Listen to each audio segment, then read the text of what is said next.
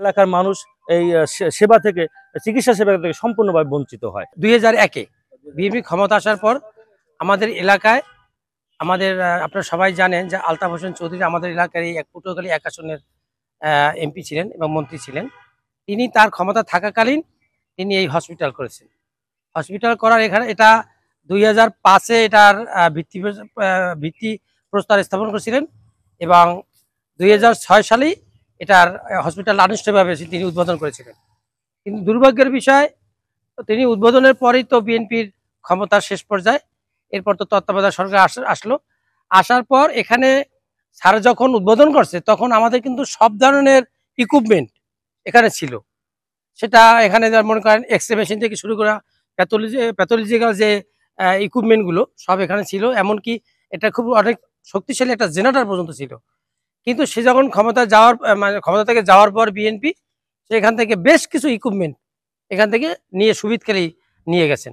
এই দেশে এই এলাকার মানুষ এই সেবা থেকে, চিকিৎসা সেবা থেকে সম্পূর্ণভাবে বঞ্চিত হয়। আমরা আসলে এর জন্য আমরা অবশ্যই মানে এই সেবা বঞ্চিত হই। এই কারণে আমরা সবাই একটু আক্ষেপপূর্ণ আছি। এখন অনেক বছর পরে যখন এই আওয়ামী লীগ সরকার চলে গেল, তখন আলতাফ হোসেন চৌধুরী স্যার উনি ইয়ার সাথে সিভিল সার্জনের সাথে কথা বলে আপাতত উনি এখানে 2 জন ডাক্তার এখানে আসে, তাও ঠিকঠাক মতো আসে না। মোটামুটি একটা আলোর মুখ আমরা দেখতে যাচ্ছি আমার মনে হচ্ছে। আমরা আপনার মাধ্যমে বর্তমান সরকারের কাছে এবং স্বাস্থ্য অধিদপ্তরের কাছে আমাদের জোর অনুরোধ থাকবে, অতি শীঘ্রই জানি আমাদের হসপিটালটা চালু হয়, এখানে সকল ধরনের ইকুইপমেন্ট জানি আসে এবং আমাদের এখানে জরুরি ব্যবস্থা যেন চালু হয়, যেন মানুষ, এই এলাকার মানুষ যেন চিকিৎসা সেবা থেকে বঞ্চিত না হয়, সবাই যেন সুচিকিৎসা পায়। রোগীরা খুব ভোগান্তিতে আছেন। এই ভোগান্তি কাটানোর জন্য কর্তৃপক্ষের কাছে জরুরি আবেদন, অতি দ্রুত যাতে একটা অ্যাম্বুলেন্সের ব্যবস্থা করা হয়। মহান নেতা আলতাফ হোসেন চৌধুরীর প্রচেষ্টায় হসপিটাল উদ্বোধনের পরে কিছুদিন কার্যক্রম চলছিল, কিন্তু সে ক্ষমতার পালাবদলের সাথে সাথে সকল সেবা বন্ধ হয়ে যায়। তো 15 বছর পরে বর্তমানে একটু আলোর মুখ দেখা যাচ্ছে, কিন্তু আমাদের জোর দাবি হচ্ছে যাতে আমাদের সকল ইনস্ট্রুমেন্ট পাওয়া যায়, অ্যাম্বুলেন্স পাওয়া যায় এবং আমাদের এমার্জেন্সিটা অতি দ্রুত চালু হয় এবং ডাক্তারদের নিয়মিত এখানে যেন তারা টাইম টু টাইম ডিউটিটা করে, সেই ব্যবস্থা করতে হবে। বর্তমানে হাসপাতালে নিজেই একটা রুগী, কিন্তু হাসপাতালের ভিতরে যত রুম আছে তাও দেখা যায় ভাঙ্গা চুরা, তাও দেখা যায় ইট দিয়া পিটাই ফাটাই ভাঙ্গে, অনেকে পোলাপান এখার ভিতরে আড্ডা দিয়ে আছে, কিন্তু হাসপাতাল নিজেই রুগী আছে। এখন বর্তমানে হাসপাতালের ভিতরে কোনো কার্যক্রম নেই।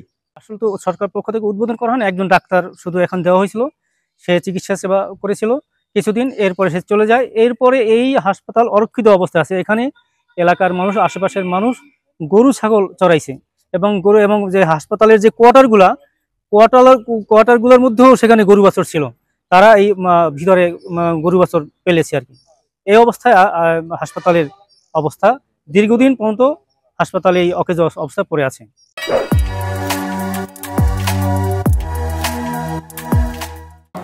ডেইলি এর আগে তো আমি একা ছিলাম, তখন 50 থেকে 60 জন রোগী হইতো।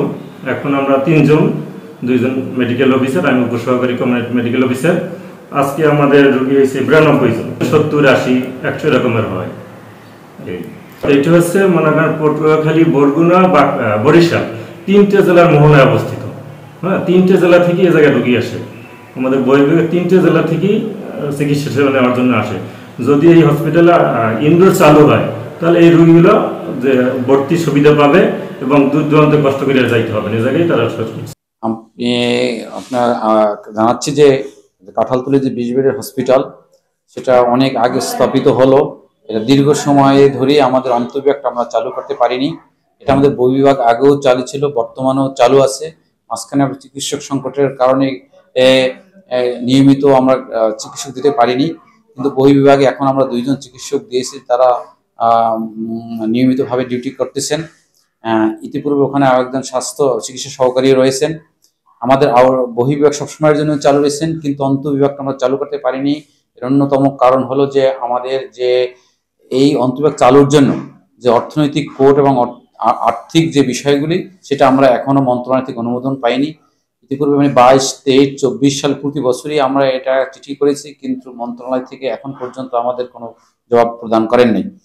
আমরা কয়েকদিন আগেও গত সপ্তাহে আমরা চিঠি পাঠিয়েছি এবং আশা করা যাচ্ছে যে আমরা যোগাযোগ রাখছি, হয়তো খুব শীঘ্রই আমাদের অন্তঃবিভাগ চালুর জন্য অর্থনৈতিক কোড খোলা হবে এবং জনবল নিয়োগ সাপেক্ষে হয়তো আমরা অন্তঃবিভাগ চালু করতে পারবো। অ্যাম্বুলেন্সের জন্য আমরা একটা চিঠি পাঠিয়েছি কয়েকদিন আগে। হসপিটালের জন্য আমাদের যদি অ্যাম্বুলেন্স চলে আসে তাহলে হয়তো আমাদের ওই অঞ্চলের রোগীরা আরো ভালো সুবিধা পাবেন।